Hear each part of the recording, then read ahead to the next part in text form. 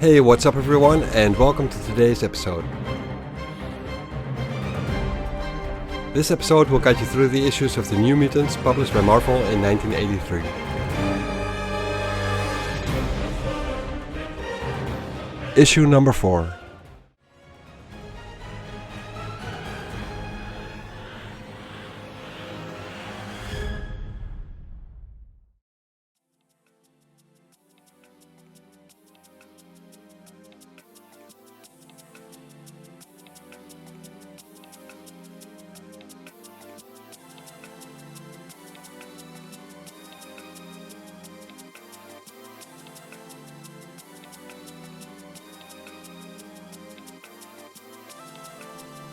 Someone has been scaring Stevie Hunter.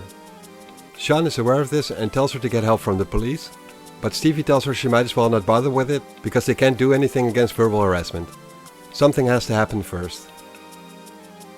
Sean says that maybe the New Mutants or the X-Men could help, but Stevie tells Sean to stay out of it, that it's her problem and she'll deal with it herself.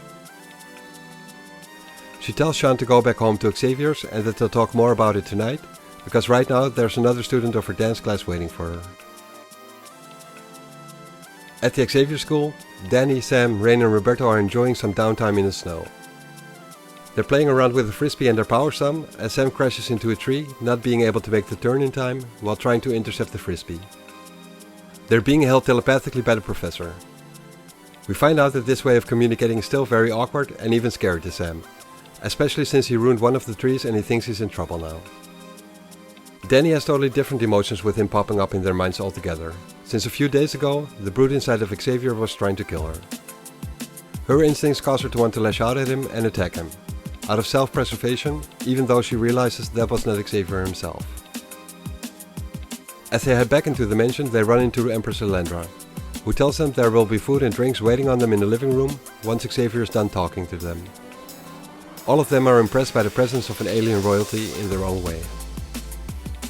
They enter Xavier's study, but Sean has not yet arrived, and Danny and Sam wonder what this will be about. Danielle would like to know what's going on in Xavier's mind, and thinks it's unfair with him being able to read theirs, but not the other way around. Sean arrives, and Xavier tells them what this meeting is about. He tells them that the decision to reopen the school was influenced by the brute inside of him. The school was an easy means to gather new powerful host bodies for further expanding the brute's plans of world domination. Luckily the X-Men were able to avert this, and having recovered from the attack, Xavier realized that reopening the school was a good idea regardless. They are, all of them, powerful mutants, and for their own welfare, as well as that of society as a whole, it's best for them to get the proper help in gaining control over their powers. He fully understands that some of them do no longer trust him, because of the brute possession and the attempts to kill them, but he assures them that he is no longer under the brute's influence.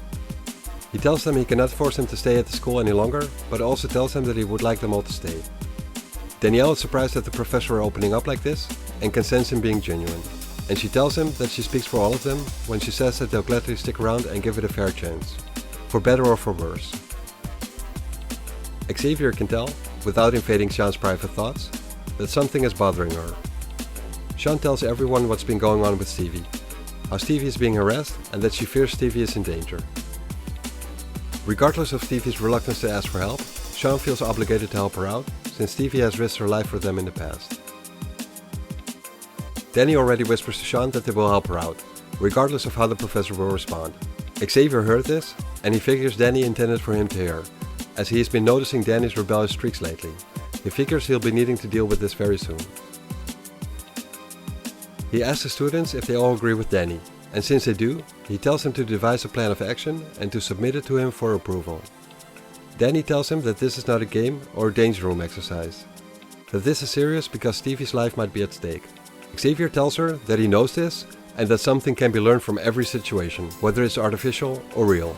He tells her it's best to take advantage of the situation and also to not waste time and effort in pointless confrontations. He tells her that he is not the enemy and to stop treating him as such. Lilendra tells Charles that she noticed how Danny was tensed up when the team left Xavier's study and asked him if they had argued. He then tells her that Danny's been confronting him at seemingly every turn and wonders what she's trying to prove. Lilendra tells him that she's just scared of everything that's around her in this new life of hers, and probably of herself and her powers as well.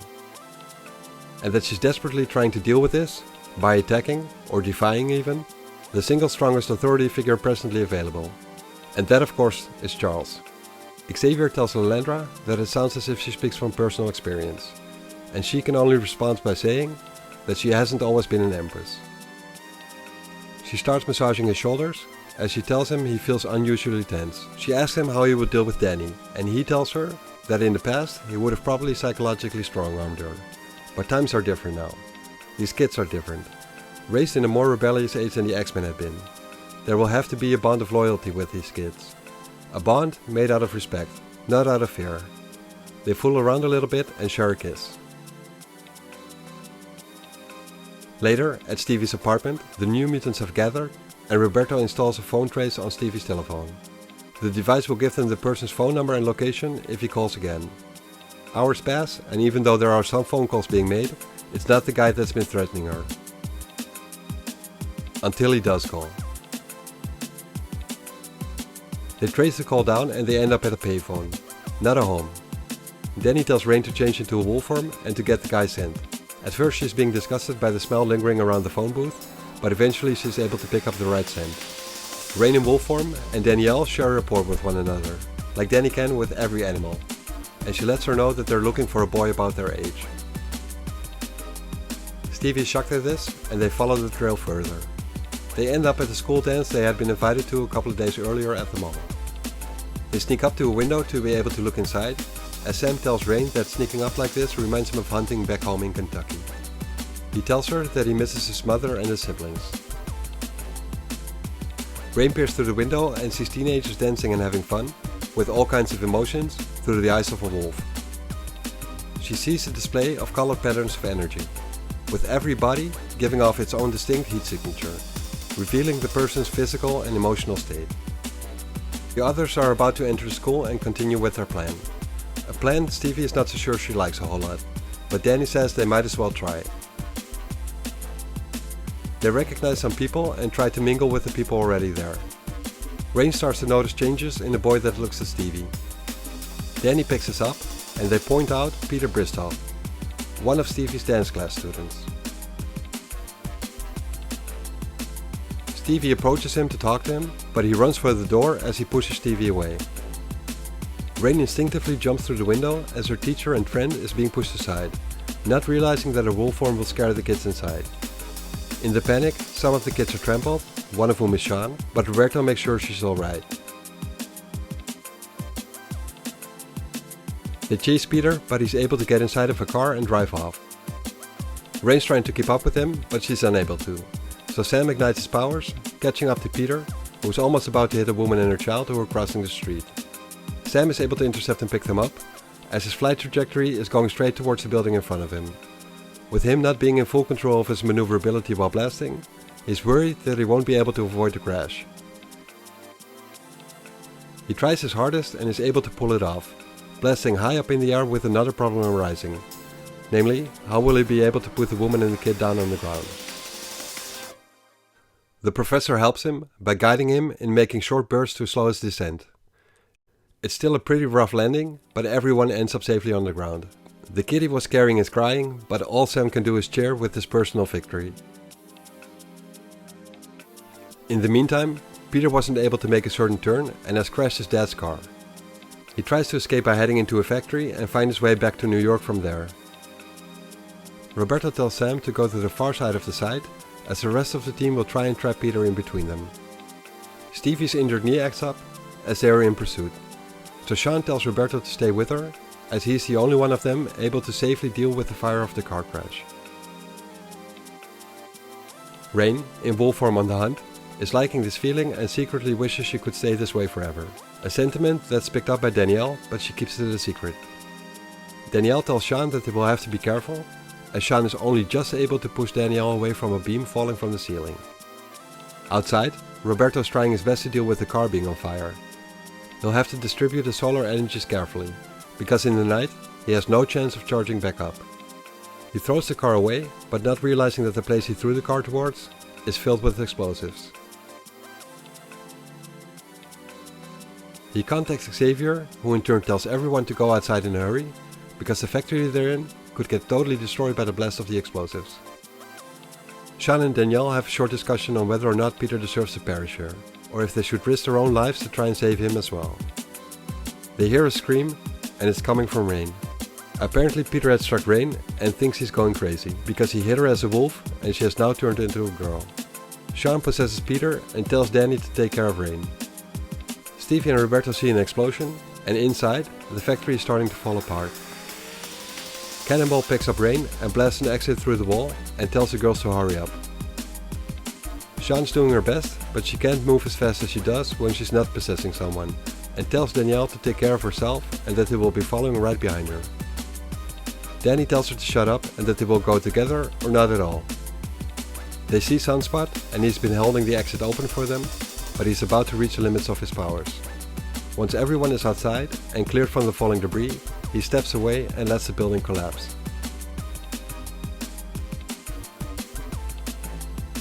Later, back at Stevie's apartment, Stevie talks to Peter, asking him why he would ever do what he's done. He tells her that they can't prove anything, but Stevie tells him he's wrong. They have recordings of his calls, which will prove that it was him. Stevie threatens to tell his parents, which scares Peter, and he tells her to leave them out of this. The professor isn't able to breach Peter's mind because of his near-mortal terror. He tells the New Mutants to use their own powers to find out more. Danielle knows that Xavier meant her and for her to use her powers, to pull Peter's greatest dreams and nightmares from his mind. Danny has a moral internal monologue concerning people's privacies, but figures Xavier must be right since he always is and wouldn't be asking this without a good reason. Danny gets in sync and pulls Peter's greatest desire. He screams out as a 3D image appears in front of him and Stevie kissing. Stevie does not understand this. If he has such a crush on his teacher, then why show his affection for her in such a strange way? Danny reaches deeper and Peter's fantasy is replaced by his greatest fear. His daily reality of him getting whipped by his father with a belt. Sean is horrified and Roberto tells Danny to break contact. They've seen enough. But Danny isn't able to. The emotions are too strong for her to break free. Peter rages at Danielle and tells her he's going to kill her. Sam tries to get a hold of him, but Peter escapes and his clothes get torn up. Sean possesses him again and is able to keep Danielle safe. Peter sitting on his knees on the floor with his back for everyone to see, including all the scars and the bruises on the poor guy's back. This abuse has been going on for years, judging from the scars.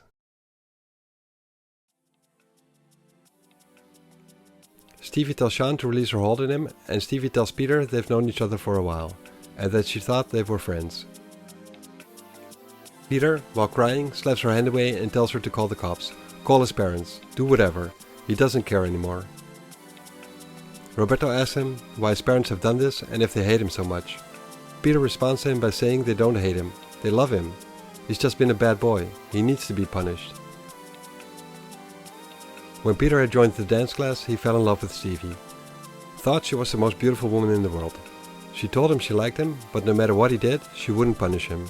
He then figured that she was lying to him, because if she did love him, she should have been hitting him. Which she didn't do, so he wanted to get even. He then tells her that he's sorry.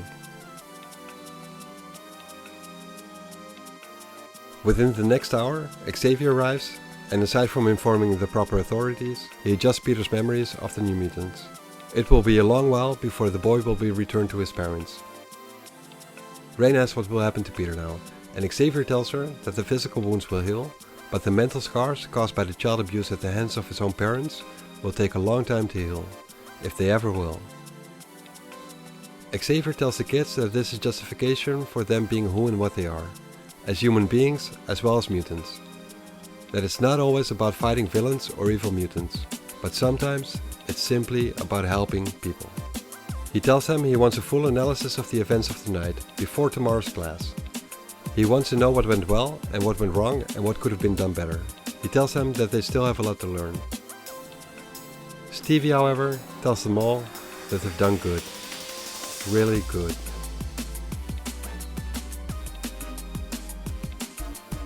Thanks for watching this episode and I hope you enjoyed it.